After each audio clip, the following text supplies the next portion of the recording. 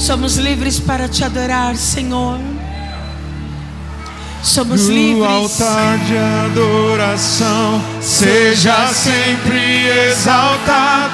Reconhecemos a tua grande Jesus, presença. Filho de Reconhecemos Deus, o teu poder, Senhor. deixou Reconhecemos a aquilo que o Senhor sua fez glória, naquela cruz por morreu nós. em meu lugar. Nós reconhecemos, Jesus, aleluia. Filho de Deus, no altar de adoração, seja sempre exaltado. Jesus, Filho de Deus, deixou a sua glória, morreu em meu lugar. Jesus, Filho de Deus, tu és Jesus, Filho de Deus, tu és Jesus, Filho de Deus, tu és Jesus, Filho de Deus.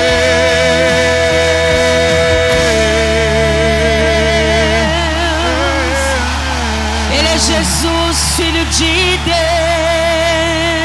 Deus, a quem nós temos buscado, a quem nós queremos em nossas vidas, a quem nós queremos ter um encontro diário, aleluia, convicto, todos os dias das nossas vidas, aleluia. Te adoramos, Senhor, nesta noite, te adoramos, bendizemos a Ti, Senhor, aleluia, glória a Deus. Aleluia, glória a Deus, aleluia, glória a Deus. Pela cruz dou graças,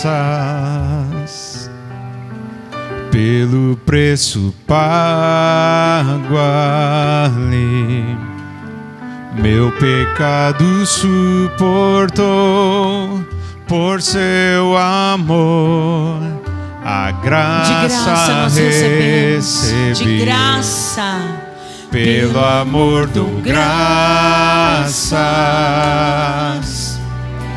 pelos pregos em suas mãos, com seu sangue me lavou e me mostrou seu amor e seu perdão.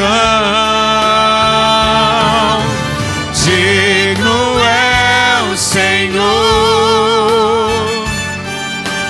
que no trono está. Coroai o Rei dos Reis, pra sempre reinará. Exaltado está Cristo Salvador, Cordeiro de Deus, por mim morreu, mas ressuscitou, mas ressuscitou. Digno é o Senhor. Diga isso, aleluia. Pela cruz dou graças, pelo preço pago ali, meu pecado suportou, por seu amor, a graça recebi. Pelo amor dou graças, pelos pregos em suas mãos, com seu sangue me lavou e me mostrou seu amor e seu perdão. Digno é o Senhor que no trono está. Coroai o Rei dos Reis, pra para sempre reinará.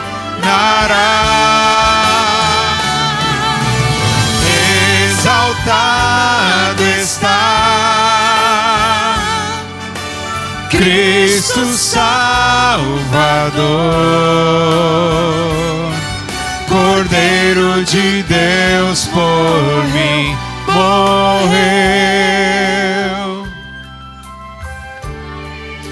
mas ressuscitou. Digno é o Senhor, mas ressuscitou. Digno é o Senhor,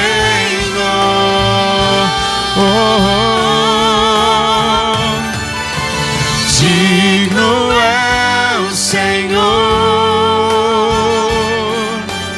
que no trono está. Coroai o Rei dos Reis, para sempre reinará.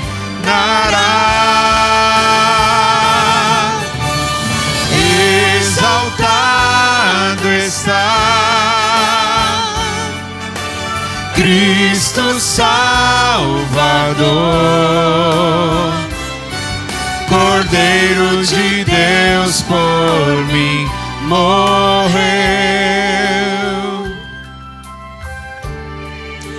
mas ressuscitou. Digno é o Senhor, mas ressuscitou. Digno é o Senhor. Ele ressuscitou. Digno Ele é. Aleluia. Digno Ele é de toda adoração. Aplauda o Senhor em nome de Jesus, porque Ele não está naquela cruz, Ele ressuscitou, Ele vive está, Ele está sentado à direita de Deus Pai Todo-Poderoso, e Ele olha por nós. Aleluia, glória a Deus, adoramos a Ti, Senhor, em nome de Jesus, amém, aleluia, glória a Deus, aleluia, glória a Deus.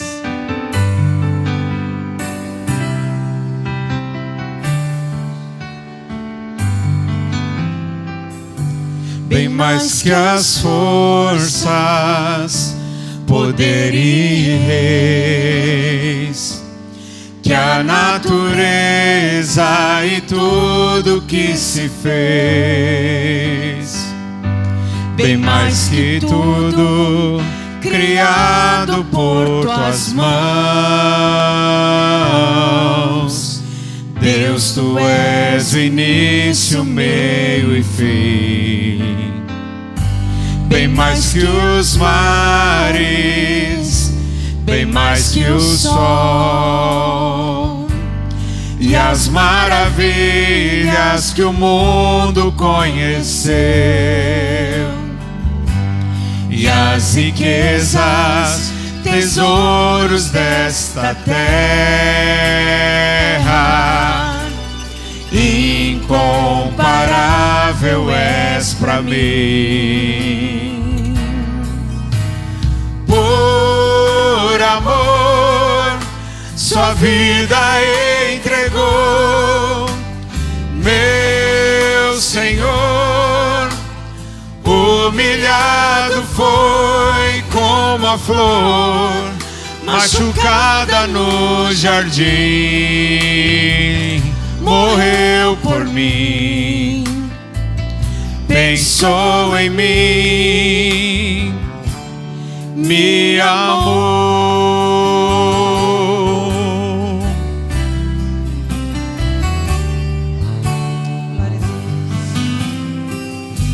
Bem mais que as forças, poder e reis, que a natureza e tudo que se fez, bem mais que tudo criado por tuas mãos.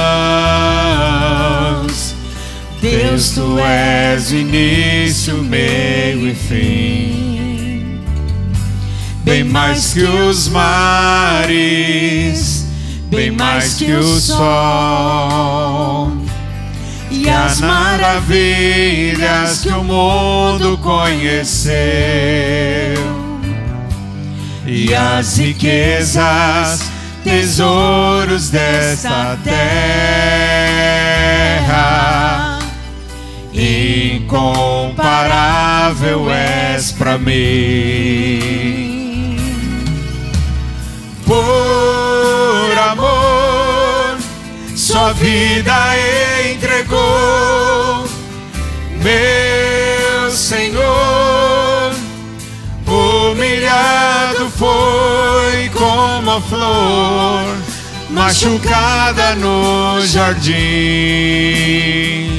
Morreu por mim, pensou em mim, me amou. Por amor, sua vida entregou, meu Senhor.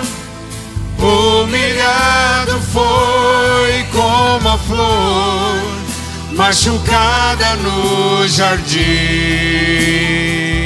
Morreu por mim, pensou em mim, me amou. Como a flor, machucada no jardim.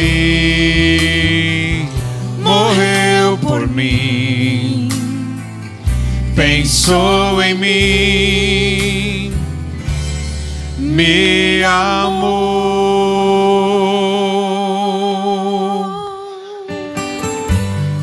Ele nos amou. Por isso nós estamos aqui nesta noite, aleluia, para render a Ele as nossas vidas, em gratidão por tudo que Ele tem feito e sido por nós. Em nome de Jesus, vamos aplaudir esse Deus maravilhoso, amém?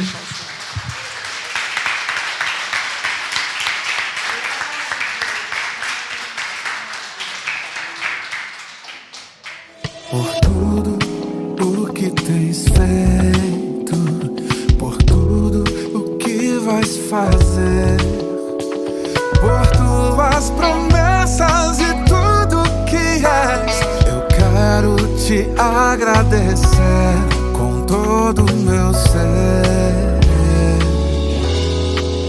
Te agradeço, meu Senhor. Te agradeço, meu Senhor. Te agradeço por me libertar e salvar, por ter morrido em meu lugar. Te agradeço, Jesus, te agradeço. Eu te agradeço, oh, te agradeço.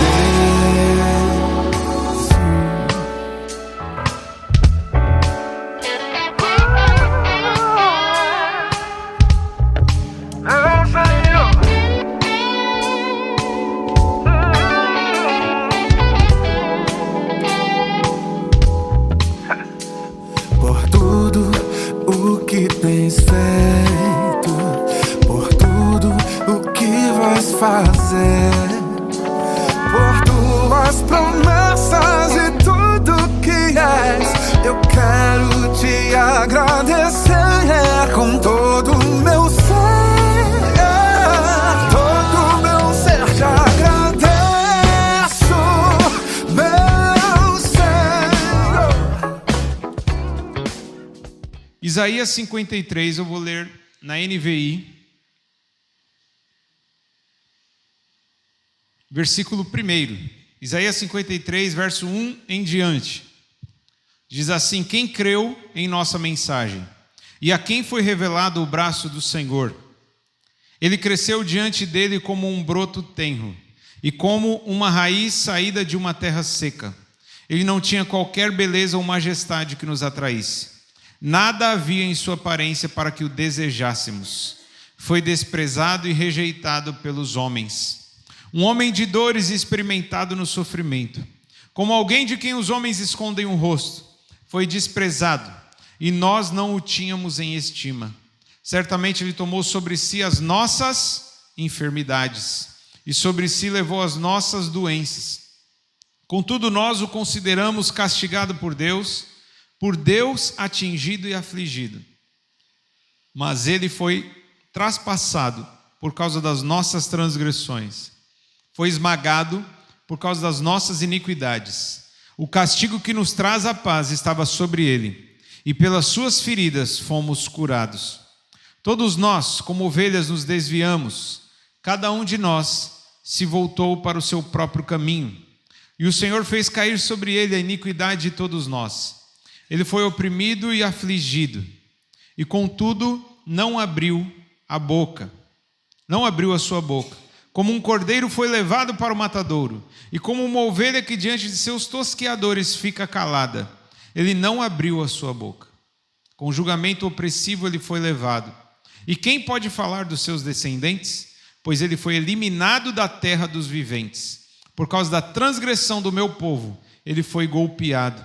Foi-lhe dado um túmulo com os ímpios e com os ricos em sua morte, embora não tivesse cometido nenhuma violência, nem houvesse nenhuma mentira em sua boca. Contudo, foi da vontade do Senhor esmagá-lo e fazê-lo sofrer. E embora o Senhor tenha feito da vida dele uma oferta pela culpa, ele verá a sua prole e prolongará os seus dias, e a vontade do Senhor prosperará em sua mão. Depois do sofrimento de sua alma, ele verá a luz e ficará satisfeito. Pelo seu conhecimento, meu servo justo justificará a muitos e levará a iniquidade deles. Por isso eu lhe darei uma porção entre os grandes, e ele dividirá os despojos com os fortes, porque ele derramou sua vida até a morte, e foi contado entre os transgressores. Pois ele levou o pecado de muitos, e pelos transgressores intercedeu. Amém? O tema da mensagem essa noite é: Jesus intercede por nós. Amém? Pode se assentar.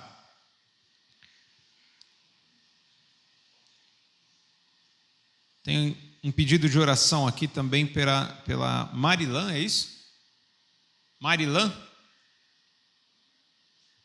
Marilã é a pessoa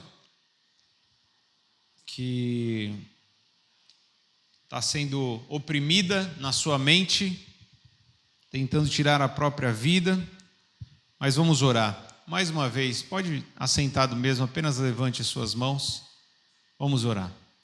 Pai, em nome de Jesus, nessa hora intercedemos exclusivamente pela Marilã. Nós não a conhecemos, Senhor, nem por fora e nem por dentro. O Senhor é aquele que conhece profundamente. Tu sabes o que está passando no coração e na mente desta mulher, e só o Senhor pode resolver. Senhor, a tua paz excede todo entendimento. Derrama a tua paz sobre o coração dela. Tira agora, Senhor, toda perturbação na mente. Tira agora, Senhor, toda depressão, toda angústia, toda tristeza profunda na alma. Ó, Senhor, devolve a ela a alegria de viver. Devolve a ela a esperança, Senhor. Em nome de Jesus, renova ela completamente. É o que nós oramos e já te agradecemos pela vitória. Em nome de Jesus. Amém. Jesus, aquele que intercede por nós. Amém. Você sabe que o intercessor é aquele que se coloca no lugar de alguém. A pessoa muitas vezes não pode ir. Nós poderíamos dizer que o intercessor é como um procurador. Sabe quando a pessoa precisa comparecer em algum lugar e ela não pode ir presencialmente, então ela faz uma procuração e autoriza então outra pessoa a ir no lugar dela. Essa pessoa que vai no lugar da outra está intercedendo por ela, está se colocando no lugar dela. Então, intercessor é aquele que se coloca no lugar de outra pessoa. É muito mais do que apenas orar por outra pessoa, é se colocar no lugar de outra pessoa. E se tem alguém que é um modelo, uma referência de intercessor, esse alguém se chama Jesus de Nazaré. Porque ele não apenas orou por nós, veja bem, ele de fato se colocou no nosso lugar. Você sabe que naquela cruz, que era uma das formas mais terríveis de se morrer, você sabe que a pessoa crucificada, ela morria asfixiada. Além da dor dos pregos nas mãos e nos pés, o fato dela ficar suspensa contra a lei da gravidade fazia com que, no decorrer de algum tempo, em algumas horas, o crucificado, ele morria por falta de ar. Faltava o ar e ele morria. Então não era só a dor, a chicotada, né, os pedaços de carne que tiraram de Jesus. Foi o próprio fôlego, o próprio ar. Então era para eu e você estar naquela cruz. Você sabia disso? Eu e você, se nós estivéssemos sendo crucificados, não seria algo injusto. Meu Deus, como assim? Como você pode falar uma coisa dessa? Nunca fiz mal para ninguém. Sou uma pessoa tão tranquila, uma pessoa tão boa. Só existe um que é bom, meu irmão. Jesus. Só Ele é bom. E mesmo Ele sendo bom, mesmo Ele sendo perfeito, Ele morreu. E Ele morreu no nosso lugar, nós que não somos bons. Então, como eu falei, e vou repetir, se eu e você estivéssemos sendo crucificados, não seria injusto, seria justo. Porque o salário do pecado é o que diz lá em Romanos. O salário do pecado, a consequência do pecado é a morte. Mas o dom gratuito de Deus é a vida eterna. Tem alguém aqui que não tem pecado? Tem alguém aqui que não é pecador? Quem é pecador, levanta a mão. Com medo, né? Mas... Irmãos, somos pecadores. Nós não temos orgulho. É uma tristeza, porque foi exatamente os nossos pecados que levaram Jesus até a cruz. Então, Jesus, ele tem de fato capacidade para interceder por nós. Porque ele, como um cordeiro imaculado, um cordeiro sem defeito, um cordeiro perfeito, precisava ser sacrificado. A única forma de trazer paz na ira que o Senhor tinha ao nosso respeito era ou a gente morrendo, ou alguém morrendo no nosso lugar. E para um morrer no lugar de todos, esse um teria que ser perfeito. E Jesus era perfeito. Sempre foi perfeito. Como homem, na sua limitação humana, ele foi tentado como cada um de nós. Mas ele não caiu em nenhuma tentação, ele resistiu. E tudo isso ele fez, meu irmão, por amor a mim e a você. Você consegue compreender a dimensão disso? Quando muitas vezes nós estamos na nossa distração, cometendo os nossos pecados, a gente não para pensar nisso, a gente não lembra disso. Mas seria bom a gente estar lembrando com mais frequência, não apenas na ceia, mas todos os dias. Custou o sangue de Jesus na cruz. Se nós pensássemos mais, como foi doloroso, como foi terrível, a tortura que Jesus sofreu, inclusive antes da sua morte, a gente pensaria pelo menos 2 vezes antes de cometer um pecado. Porque a gente não pode usar isso como desculpa. Tem gente que pode dizer isso, né? Já que Jesus morreu pelos meus pecados, ele já morreu pelos pecados do passado, do presente e do futuro. Então não importa quantos pecados eu cometa no futuro, Jesus já morreu por todos eles. Então vamos pecar mesmo, né? Vamos se entregar ao pecado porque Jesus já pagou. Não, meu irmão. Quando você faz isso, quando você tem esse tipo de pensamento, o que você está demonstrando? Que não valeu de nada o sangue de Jesus ser derramado na cruz. A Bíblia diz que quem age dessa forma está pisando, rejeitando, invalidando o sacrifício de Jesus. Então, como nós temos falado nos últimos cultos, até falei lá no culto que nós realizamos, a igreja realizou no Lar dos Idosos, existe uma graça que salva, existe uma outra graça que não salva.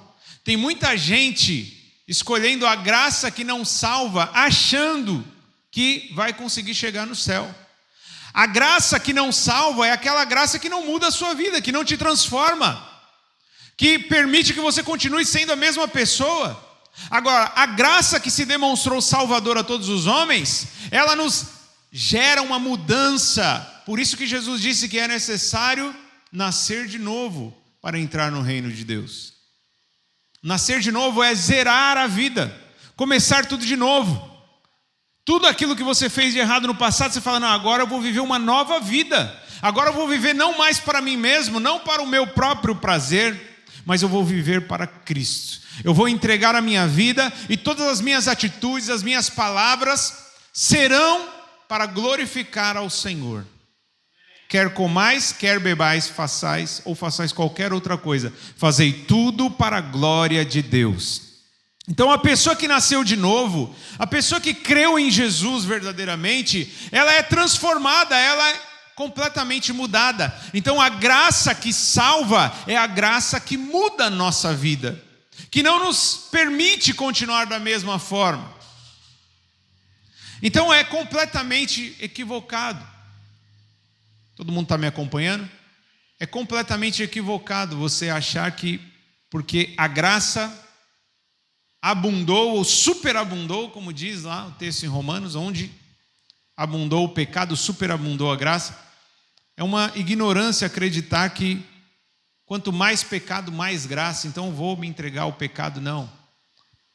Não importa como você viveu até aqui, meu irmão. Não importa o seu passado. Você pode ter sido a pessoa mais terrível, cometeu os pecados mais terríveis. O sangue de Jesus é suficiente para te purificar, te limpar e te transformar numa nova pessoa.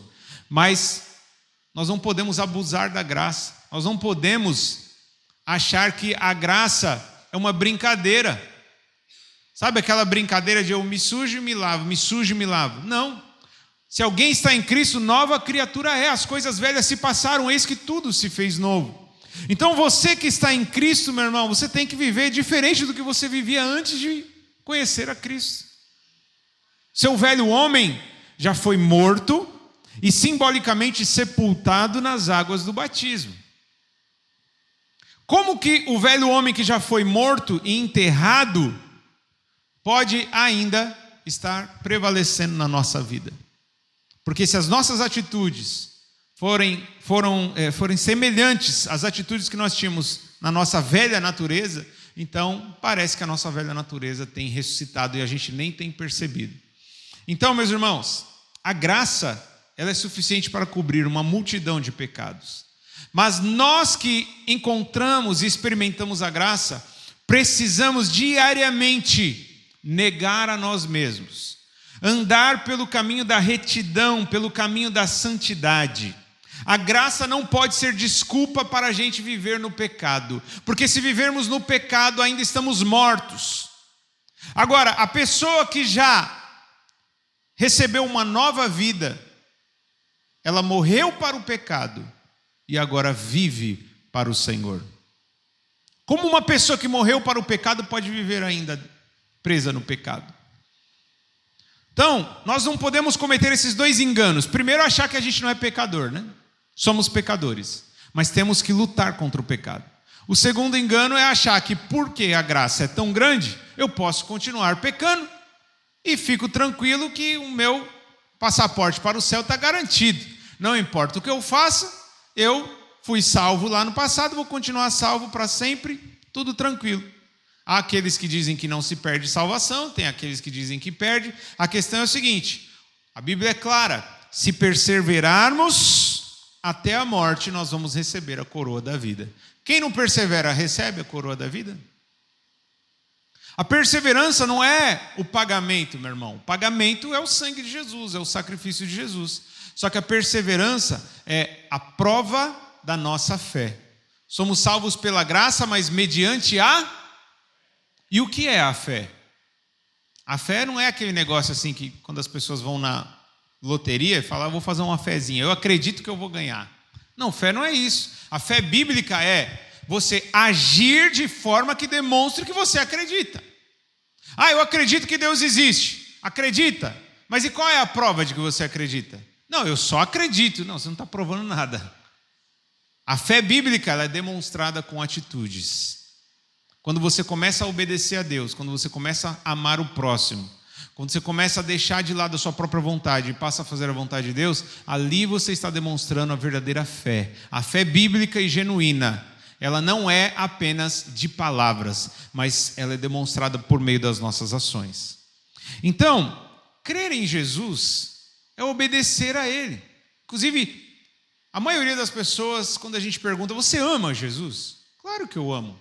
Jesus é tudo para mim. Mas o que Jesus disse? Se me amardes, guardareis os meus mandamentos. Se nós vivemos uma vida sem guardar os mandamentos, nós podemos dizer que amamos Jesus, podemos chorar, podemos cantar para Jesus, mandar um beijo para Jesus, mas não vai adiantar nada. O que Jesus quer saber é, você está obedecendo a minha palavra? Você está guardando aquilo que eu entreguei para você? É isso que vai contar. É isso que vai demonstrar o nosso amor e a nossa fé. Então, meu irmão, era para nós estarmos naquela cruz. Se eu e você estivéssemos lá, não seria algo estranho, não seria nada injusto, seria uma condenação justa. Mas Jesus, olha o que diz o texto que nós acabamos de ler. Ele cresceu como um broto tenro, uma raiz saída de uma terra seca. Trazendo para a nossa realidade, para os nossos dias, Jesus, para a maioria das pessoas que estava perto dele, que via ele, antes de ele receber, a missão, antes do Espírito Santo descer ali como pomba, depois do seu batismo, Jesus era um Zé Ninguém, essa que é a verdade. As pessoas olhavam para ele e falavam, pobre coitado, esse aí não tem perspectiva, esse aí não tem futuro nenhum. É um Zé Ninguém. Até a notícia correr que ele estava realizando milagres, curando enfermos, ressuscitando os mortos, e até mesmo durante o seu ministério, enquanto ele estava curando e libertando, muitos ainda duvidavam. Não é este o filho do carpinteiro? Eu conheço o pai dele, ele cresceu aqui na vila, aqui no bairro, na vizinhança. É um menino simples, humilde, é um pobre coitado. É isso que a Bíblia diz. Olha o que diz aí, acompanhe comigo, parte B, do versículo 2. Ele não tinha qualquer beleza ou majestade que nos atraísse. Nada havia em sua aparência para que o desejássemos. Foi desprezado e rejeitado pelos homens, um homem de dores experimentado no sofrimento. Como alguém de quem os homens escondem o rosto. Foi desprezado e nós não o tínhamos em estima. Então Jesus não era aquele homem bonito, majestoso, forte, bem arrumado, perfumado, que veio num cavalo branco, numa carruagem banhada a ouro, com espada, escudo, lança, armadura assim de guerreiro, de rei. Não. A Bíblia diz, esse texto que nós acabamos de ler, texto do profeta Isaías, um texto messiânico, ele estava apontando sobre características do Messias. Um homem que não tinha beleza, não tinha majestade. Quem tem majestade é rei, Normalmente, a forma de você se portar diante de um rei, de você tratar um rei, é chamando ele de majestade, ou majestade. Quando você vai diante de um juiz, você fala, excelência. Um magistrado, você fala, excelência. Agora, diante de um rei, majestade. Mas Jesus não tinha a majestade, não tinha aquele esplendor, aquele poder aparente de pessoas aparentemente poderosas. Ele não tinha majestade e não tinha nada atraente. Jesus não era atraente, meu irmão. Alguns cultos atrás nós falamos sobre José do Egito, que era um jovem atraente. A mulher de Potifar se atraiu por ele, era um jovem belo, forte e atraente. Mas Jesus não. Jesus era um pobre coitado aos olhos humanos. Mal sabiam as pessoas que chegaram perto dele que ele era o Salvador do mundo, que a eternidade estava nas mãos dele, aliás, na vida dele. Então era um homem de dores, experimentado no sofrimento. Se você é uma pessoa que muitas vezes tem examinado a sua vida e chegado à conclusão que desde que você nasceu, você sofreu bastante, quem acha que sofreu bastante aqui? Já sofreu? Ninguém sofreu? Ou vocês estão com medo de falar que sofreu, porque daí... Sofreu? Sofreu? Irmãos, não importa se é pouco sofrimento ou muito sofrimento. Mas quem já sofreu aqui? Quem já sofreu? Humilhação, rejeição, sofreu com doenças, enfermidades, limitações. Já sofreu? Então, para alguém interceder por nós, teria que ser alguém que também já passou pelo sofrimento. Alguém que tem autoridade. Não basta falar assim, eu sei o que você está passando. Se a pessoa não passou, não sabe. A gente às vezes gosta de consolar as pessoas, falando, não, eu entendo, eu posso imaginar a sua dor. Mas a gente só imagina mesmo quando a gente passa pela mesma dor.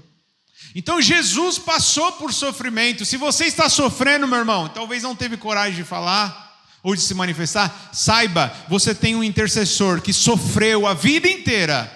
E depois, no final da sua vida, ele sofreu até a morte. E a sua morte nos trouxe uma vida em abundância. Aleluia. Então, ele foi desprezado, ele foi rejeitado, ele teve dores, foi experimentado no sofrimento, e era uma pessoa que as pessoas escondiam o rosto.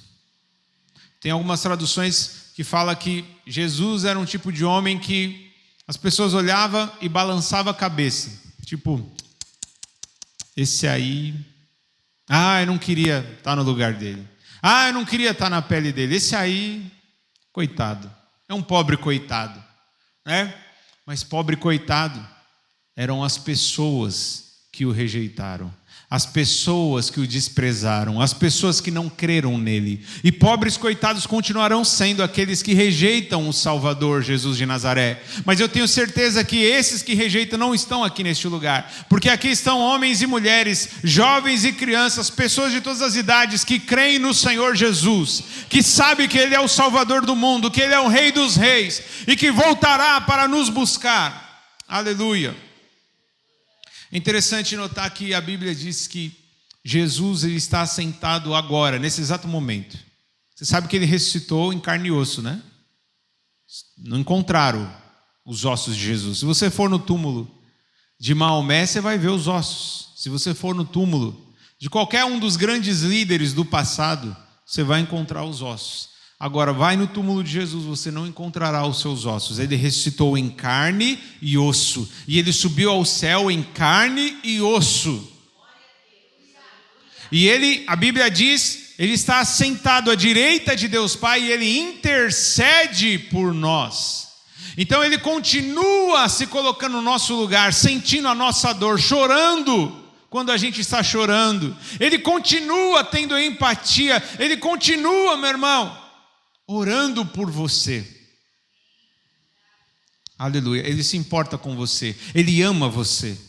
Muitas vezes você pensa assim, as pessoas não percebem, as pessoas não entendem o que eu estou passando. Mas Ele entende. Nesse exato momento, Ele está à direita de Deus Pai, entendendo exatamente o que você está passando. E Ele está muitas vezes sofrendo junto com você. E orando, intercedendo para que você saia dessa situação. Só que mais do que orar, uma das maiores provas da sua intercessão foi morrer no nosso lugar, sofrer no nosso lugar. Ele foi, meu irmão, de maneira muito cruel, torturado naquela cruz, até antes mesmo de chegar na cruz. E versículo 4 diz que Ele tomou sobre si as nossas enfermidades, levou as nossas doenças. Por isso que nós oramos aqui, inclusive, a respeito disso. Falamos isso na oração. E nós o consideramos castigado e atingido por Deus. Agora, tem um motivo pelo qual ele passou tudo isso. Ele foi transpassado, versículo 5, por causa das nossas transgressões. Ele foi esmagado. Mas como pode um Deus tão amoroso esmagar o seu próprio filho? Você faria isso, você que é pai? Você espancaria o seu filho até a morte? Não, né? E se fosse para salvar pessoas que cometem os mais terríveis erros, você faria isso? Mas nem que fosse para uma pessoa boa, nem que fosse para salvar uma pessoa boa, né? Não faria, a gente não faria. Agora, é aí que o nosso Deus demonstra o seu grande amor por todos nós, por toda a humanidade. Ele tinha um único filho, que não era desobediente, que era obediente e perfeito. Mas mesmo assim, por amor a nós, ele entregou o seu filho para morrer. E o próprio Deus esmagou. A Bíblia diz que ele se agradou em moê-lo. Não que ele era um ser cruel, terrível, não. Mas ele sabia, no padrão de justiça que Deus tem, todo pecado tem que sofrer uma punição. Se a pessoa pecou, tem que ser punida, a não ser, naquela época no Antigo Testamento, a não ser que um animal morresse. Então toda a culpa da pessoa era transferida para o animal. Inclusive tinha determinados momentos que eles pegavam, colocavam a mão na cabeça do animal, como um símbolo de transferência de responsabilidade e de culpa. Já estavam, através daquele ritual, sinalizando aquilo que Jesus faria por nós. Ele levou sobre si toda a nossa culpa, todos os nossos problemas, todas as nossas enfermidades, toda a nossa maldição, todas as nossas dores. Ele levou sobre si, meu irmão, tudo aquilo que nós merecíamos receber por causa da nossa condição pecaminosa. O castigo que nos trouxe a paz estava sobre ele. Ele precisou ser castigado para a gente ter paz. Muitas vezes a gente vive em um mundo caótico, né? Um mundo cheio de correria, de agitação. Estava até conversando com a irmã Joyce aqui. Parece que antes a gente tinha mais tempo. Hoje a gente não tem tempo para nada, está tudo tão corrido, o tempo está passando tão mais rápido. Parece que está tudo ficando tão mais difícil. Aí alguém, inclusive, chegou a comentar, é a idade que vai chegando também, né? Por isso que não é igual antes. Mas o mundo está ficando mais difícil. A gente liga aí a televisão, vê os jornais, as notícias de que o mundo está piorando. Parece que as coisas estão piorando. Muitos dizendo que Jesus está voltando, aí os sinais da vinda, o apocalipse está próximo. Cidades aí do Nordeste que está aparecendo um buraco do nada, está rachando, enfim, calor que é maior, tragédias acontecendo, guerras acontecendo. Então parece que a vida está mais difícil. Agora, ele foi castigado para que você, apesar de viver nesse mundo caótico, que você tenha paz. A paz que o Senhor dá não é igual à paz que o mundo dá. A paz que o mundo oferece está condicionada às circunstâncias. Se as circunstâncias forem boas, então você tem paz no mundo. Quando as coisas começam a dar errado, a paz vai embora. Com Jesus não. Pode dar tudo errado, meu irmão. Mas com Jesus você tem paz no seu coração. Pode o mundo estar em guerra, mas com Jesus você tem paz no seu coração. Por isso que você tem que buscá-lo, estar perto dele, lembrar dele, pensar nele, falar com ele e ouvir a ele através da sua palavra. Porque somente nele você vai encontrar paz num mundo tão caótico como o nosso que nós vivemos. O castigo que nos trouxe a paz estava sobre ele. Pelas feridas de Jesus, pelas chagas de Jesus, nós fomos curados. Versículo 6, todos nós como ovelhas nos desviamos. Olha que interessante. Cada um estava andando, seguindo o seu próprio caminho, fazendo a sua própria vontade. Nos desviamos, mas ele morreu. O Senhor fez cair sobre ele a iniquidade de todos nós. A culpa. Você sabe que todo o pecado da humanidade estava nas costas de Jesus. Na responsabilidade de Jesus. É como se ele dissesse, Senhor, sabe tudo aquilo que eles fizeram? Na verdade fui eu. Eu assumo. Fui eu que fiz. É isso que Jesus fez, meus irmãos. Por amor a cada um de nós. Então, se tem alguém que pode interceder por mim e por você, o seu nome é Jesus de Nazaré. Ele foi inclusive sepultado. Você sabe que na época de Jesus, dificilmente as pessoas eram cremadas, né? Não tinha essa prática de se cremar, somente dentro da cultura judaica. E enterrar também era uma prática já de pessoas de outros povos, mas tinha também, nós sabemos que Abraão enterrou a sua esposa num campo, mas aqueles que tinham condições, muitas vezes, eles eram colocados em túmulos que eram dentro de rochas. Eles faziam um buraco assim, como se fosse um cômodo, né? Dentro de uma rocha. Como a gente vê nos filmes, né? Como a gente vê até nos desenhos bíblicos. Então Jesus foi colocado dentro de uma rocha. Seu túmulo era uma rocha. E a porta era uma pedra que eles rolavam para fechar esse túmulo. E Jesus, então, ele foi sepultado, a Bíblia diz, junto com os transgressores, como se fosse um indigente, como se fosse uma pessoa que não tem valor. É o que diz aqui Isaías 53. Olha aí, acompanhe comigo. Isaías 53, versículo 9. Foi-lhe dado um túmulo com os ímpios e com os ricos em sua morte. Aqui, rico não é no sentido positivo, um túmulo importante, não. É no sentido pejorativo. O próprio Jesus disse, né, que é mais fácil um camelo passar por dentro de uma agulha do que um rico entrar no reino dos céus. Então, é no sentido de pessoas que muitas vezes confiavam nas suas riquezas, ímpios, que amavam o dinheiro. Ele foi sepultado junto com pessoas pecadoras, porque ele também era considerado como o pior dos pecadores. Afinal de contas, os pecados da humanidade inteira, de todas as gerações, estavam na conta de Jesus. Ele pagou a conta para nós. Imagina, você chega num restaurante, meu irmão, come à vontade, e você não sabe o preço, e de repente chega a conta para você. Quem já teve surpresa assim, né? Foi comer em algum lugar e de repente chega a conta, vem uma surpresa. Meu Deus, eu não esperava. Né? Eu não esperava um valor desse. Chega lá o garçom ou o gerente e de maneira escondida assim, ele te entrega como se fosse um caderninho, né? Aí você abre, tá ali um valor absurdo, e você fala, e agora? Vou ter que lavar a louça, vou ter que tentar parcelar em 12 vezes, não sei o que eu faço. Então, imagine que a gente tinha uma conta enorme, mas Jesus falou, eu pago a conta, pode pôr na minha conta, eu pago.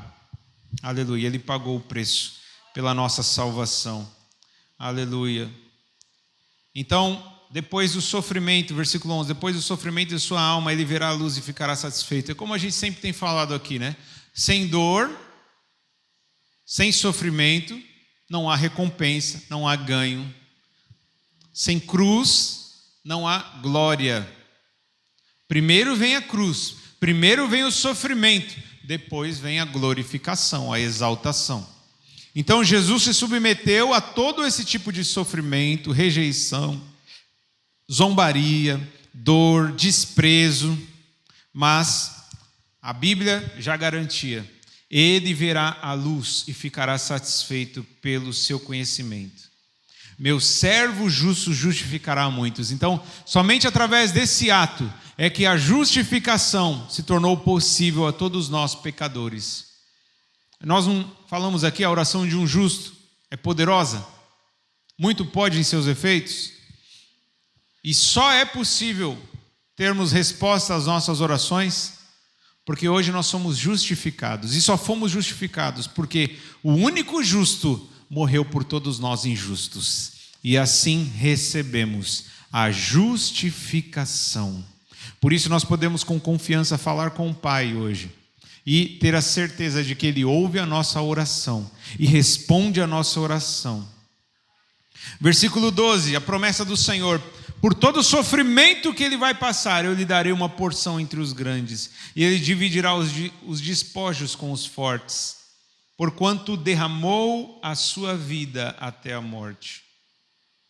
Ele levou o pecado de muitos e pelos transgressores intercedeu. Então, meu irmão, quando você ficar desanimado diante das lutas e dos problemas, lembre-se, você não está sozinho. Um dos nomes que Jesus recebeu é Emanuel, que significa Deus conosco, Deus presente. Você não está sozinho. Seja você que muitas vezes está realmente sozinho, parece que não tem ninguém perto de você, ninguém que conversa com você, ninguém que entende você. Ou seja você que está cercado de gente, mas se sente sozinho. Não importa em qual circunstância você esteja, com Jesus você não está sozinho. Ele intercede por você. E não apenas intercede orando por você, mas sofrendo por você. Ele sofreu e continua ainda, muitas vezes se entristecendo, chorando, assim como você. Quando você está passando por esse choro e sofrimento, Ele passa junto com você, meu irmão. Ele te entende. Ele sabe o que está passando dentro do teu coração. Ele sabe o que está passando na tua mente. Então, tão somente confie no Senhor. Se agarre, abrace ao Senhor, porque você tem alguém que tem autoridade para interceder por você. O seu nome é Jesus de Nazaré. Amém. Eu quero chamar aqui as diaconisas, irmã Esther, irmã Noélia. Nós vamos, nesta hora, servir a mesa do Senhor, servir a ceia do Senhor. Você vai ter a oportunidade de participar da mesa.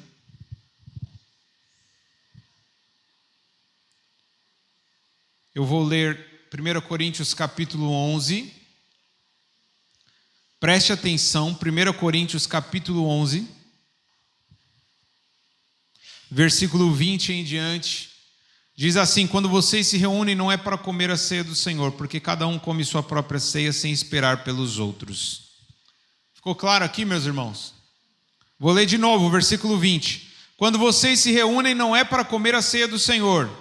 Versículo 21. Porque cada um come sua própria ceia sem esperar pelos outros. Assim, enquanto um fica com fome, o outro se embriaga.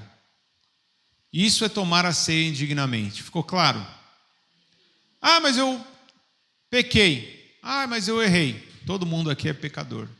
O único que está aqui presente que não é pecador é Jesus, que está aqui através do Espírito Santo. De resto, todos nós somos pecadores. Então, versículo 23 diz: pois recebi do Senhor o que também entreguei a vocês, que o Senhor Jesus, na noite que foi traído, tomou o pão e, tendo dado graças, partiu e disse: isso é meu corpo que é dado em favor de vocês. Façam isso em memória de mim. Ceia é memorial, não esqueça disso. Só isso que eu tenho para falar hoje. Vocês já estão cansados de saber o que é a ceia.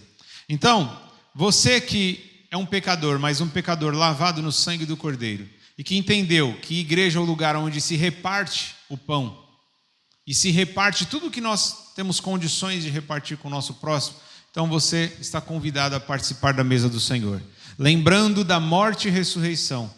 O pão simboliza o corpo, o suco de uva simboliza o sangue de Jesus. Vamos nos colocar de pé, em nome de Jesus.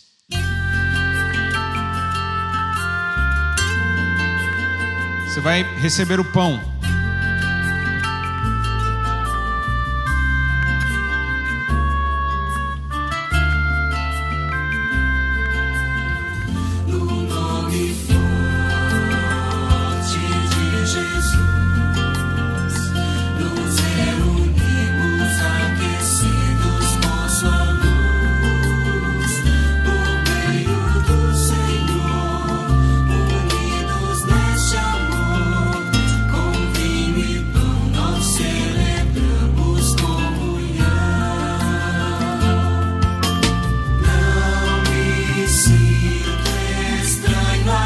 Aqui é o seu lugar. Você pertence à família espiritual. Aqui você aprende a perdoar.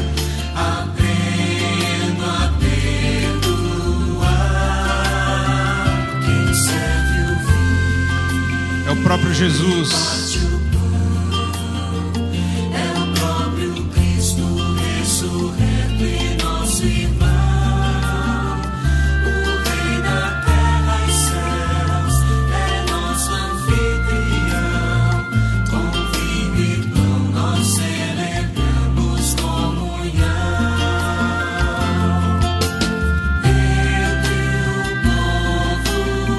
Senhor, vem.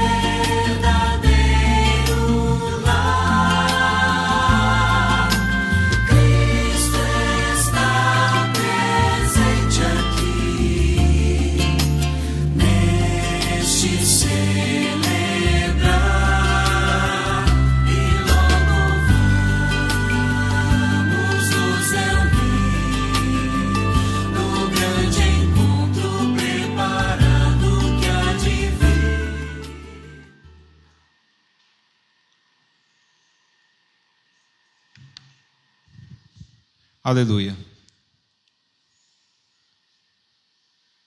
Todos receberam o pão? Levante o seu pão. Eu vou ler mais uma vez o trecho.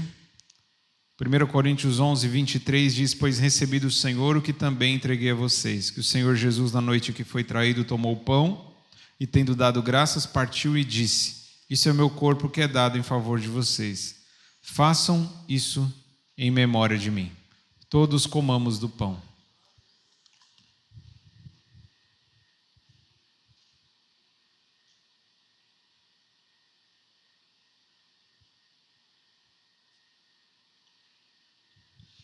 Obrigado, Jesus. O Senhor não fugiu da cruz. O Senhor não se acovardou. Teve medo, sim. Disse: se possível, afasta de mim esse cálice, contudo que não seja feita a minha, mas a tua vontade, ó Pai. Obrigado, Jesus, por ser fiel, por nos amar até o fim. Aleluia. Você vai receber agora o cálice com suco de uva, o fruto da vide. Espere para que todos possamos beber juntos. Neste amor, com vinho e pão, nós celebramos comunhão. Não me sinto estranho aqui. Este é o meu lugar. O perdão que tenho em ti, aprendo a perdoar. Quem serve o vinho e parte o pão é o próprio Cristo ressurreto e nosso irmão. O Rei da terra e céus é nosso anfitrião. Com vinho e pão nós celebramos comunhão. Entre o povo do Senhor, verdadeiro lar, Cristo está presente aqui, neste celebrar, e logo vamos nos reunir no grande encontro preparado que há de vir, na glória do Senhor, em todo esplendor. Com vinho e pão celebraremos comunhão.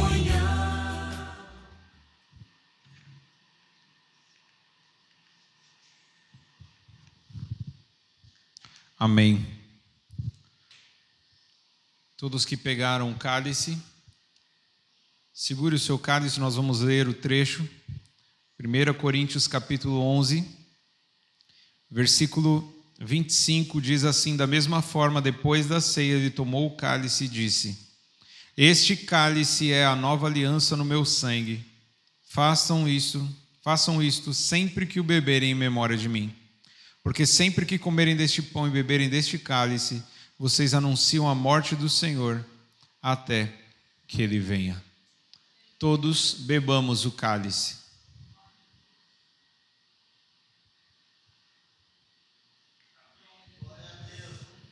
Glória a Deus, aleluia. Teu sangue nos limpa, teu sangue nos cura, teu sangue que nos salva.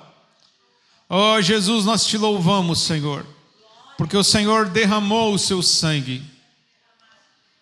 Tiraram sangue do Senhor. Muito obrigado, Jesus. Era para eu estar lá, era para cada um de nós estar lá, mas o Senhor aceitou sofrer no nosso lugar. Obrigado, Senhor, pelo teu corpo, pelo teu sangue. E é isso que nós queremos celebrar nesta hora.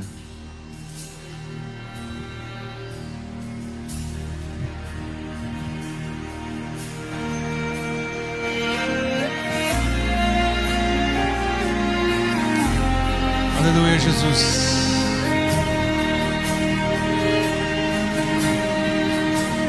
Santo, santo é o Senhor, digno de receber toda a honra e toda a glória.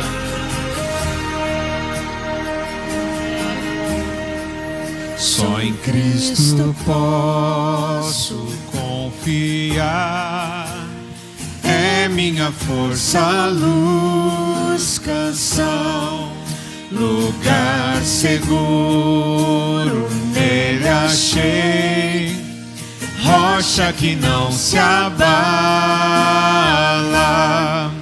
Que grande amor em Cristo há, profunda paz posso encontrar, Consolador, meu tudo enfim, nele eu vou permanecer.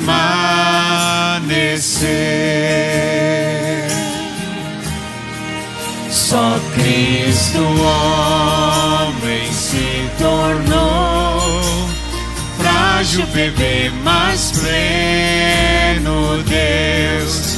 Que dom de amor, justiça e paz, a salvação que a todos traz. Na cruz Jesus se padeceu, divino plano obedeceu. Por meu pecado a dor sentiu, por sua morte eu vivo.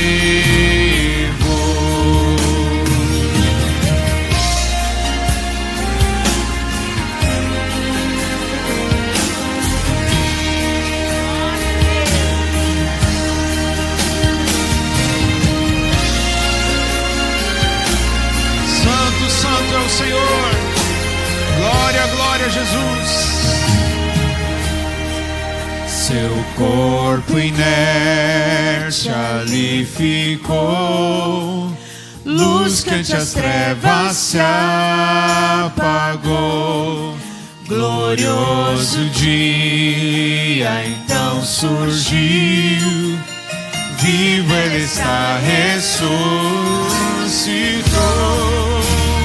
Glória eterna conquistou, no meu pecado livre estou. De Deus eu sou e Ele é meu, comprou-me com sangue de Jesus. A minha fé e o meu amor estão firmados no Senhor, estão firmados no Senhor.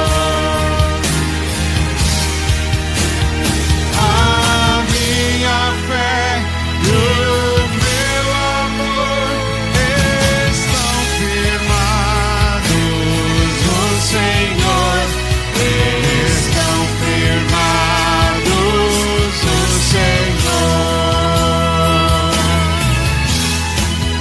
Não há mais culpa ao medo atroz, esse é o poder de Cristo em mim.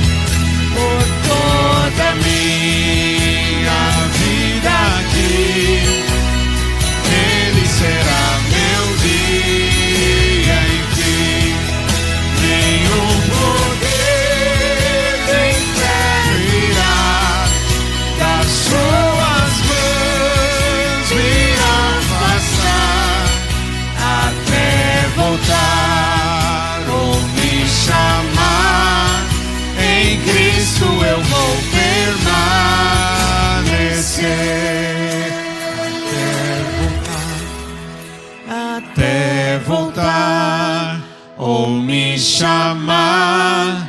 Em Cristo eu vou permanecer.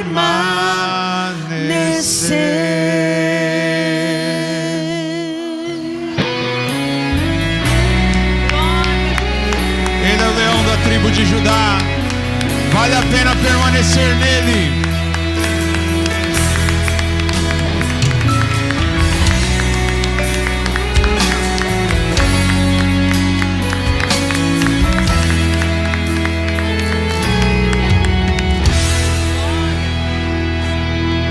Aleluia. Louvado seja o nome do Senhor. Irmãos, estamos chegando ao final desse culto. Que você volte na paz refletindo sobre a morte, sobre o sofrimento de Jesus, mas principalmente que Ele ressuscitou e em breve voltará para te buscar. Voltará para buscar a todos nós. Quantos estão ansiosos esperando a vinda do Senhor? O dia que Jesus voltar, meu irmão, toda lágrima será enxugada. Todo problema e sofrimento vai cessar. Não haverá pranto, não haverá dor, não haverá morte. Aleluia. Eu sei que ninguém quer morrer, ninguém quer que Jesus volte exatamente agora. Mas, meu irmão, nós precisamos apressar a vinda do Senhor. Aleluia. Vamos agradecer e depois dar a bênção final. Obrigado, Senhor, por este culto. É um privilégio poder participar da Tua mesa, poder pertencer à família espiritual, à Tua família, ó Pai. Nós te pedimos, leva cada um para os seus lares, debaixo da tua proteção, dá uma semana abençoada e produtiva, uma semana de vitória, uma semana cheia de paz e alegria. E ao despedir nós dizemos que o grande amor de Deus, que a graça incomparável do nosso Senhor e Salvador Jesus Cristo, que a comunhão e as consolações do Espírito sejam com todos, desde agora e para sempre. Amém. Vá em paz, Deus te abençoe, amo vocês em Cristo Jesus.